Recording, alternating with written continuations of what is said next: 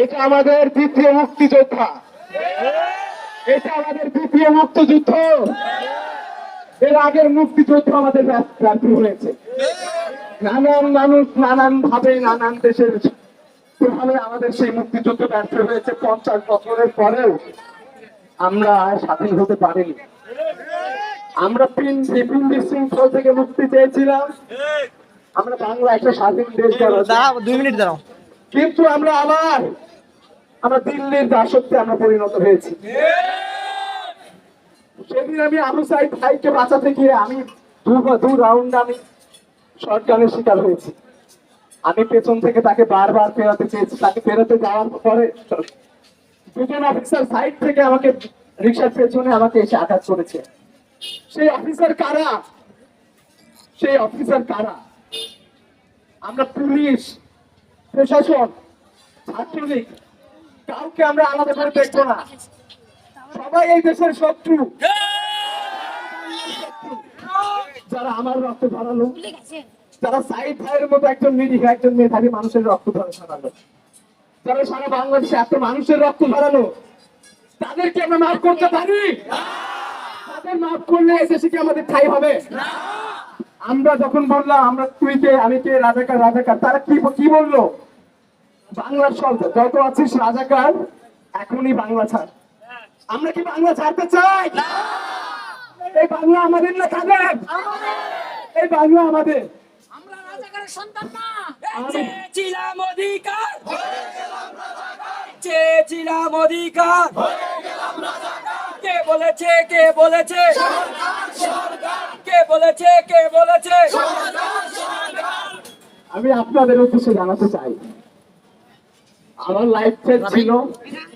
আমি গুলিবিদ্ধ হওয়ার পর থেকে আমাকে নানান দিক থেকে নানান জন খোঁজাখুঁজির চেষ্টা করছিল। আমি সেই মুহূর্তে খুবই একা, আমার পাশে একজন কেউ পাইনি। আমি সেই মুহূর্তে আমি নিজেকে লুকিয়েছিলাম। তারপরে আমি যে মুহূর্তে বেরিয়ে আসলাম, আমার 40টি গুলিবিদ্ধ, আমার ব্লিডিং হওয়া সত্ত্বেও আমি যখন জানলাম যে সাইদ ভাই মারা গেছেন, বিশ্বাস করে আমি সেখান থেকে দৌড়ে আমি 1 নম্বর গেটের সামনে এসেছি। আমি সাইদ ভাইয়ের মৃত্যু মেনে নিতে পারছি না। তিনি এমন একটা ফ্যামিলি থেকে বিলং করে, তার পুরো ফ্যামিলি তার উপর ডিপেন্ডেন্ট ছিল। এখন সেই সাইদ ভাই আমাদের মধ্যে নেই। আমি যদি না থাকতাম, আমার এই 40টি বুলেট যদি পাঁজরে না লেগে, আমার পায়ে না লেগে, যদি আমার চোখে মুখে লাগতো, আমি হয়তো আজকে আপনাদের মাঝে আসতে পারতাম না। আজকে আমরা এই লাঠি কেন হাতে তুলে নিয়েছি? এই লাঠি কেন হাতে তুলে নিয়েছি? প্রতিহত করার জন্য। কাদের প্রতিহত করতে হবে, কাদের প্রতিহত করবো সেটা আমরা জানি। আমি আসলে কি বলবো, আমি ভাষা খুঁজে পাচ্ছি না। আমাদের এই দাবি কোটা সংস্কার নয়, আমাদের এই দাবি রাষ্ট্র সংস্কারের।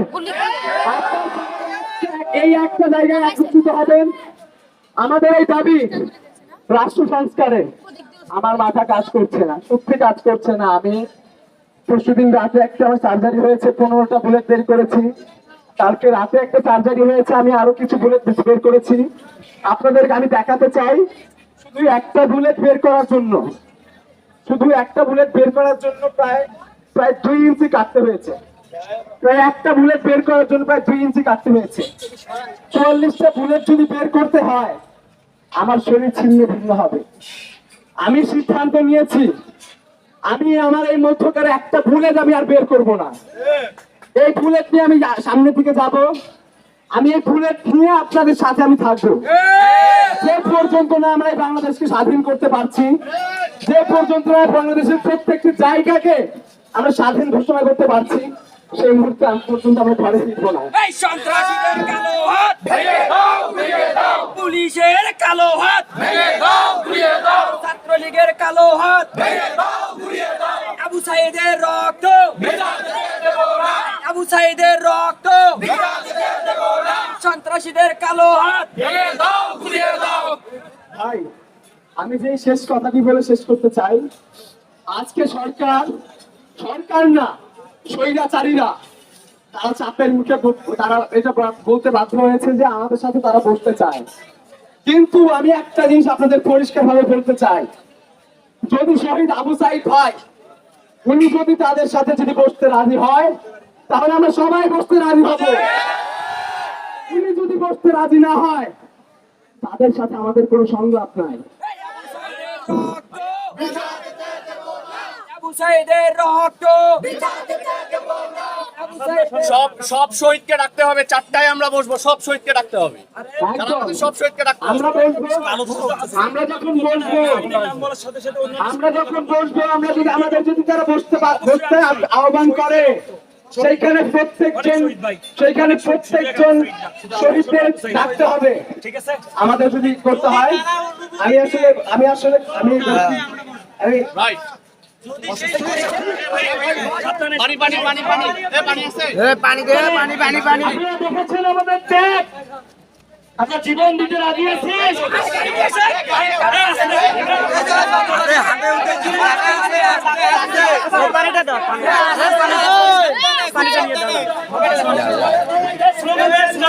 স্লোগান দিবাকে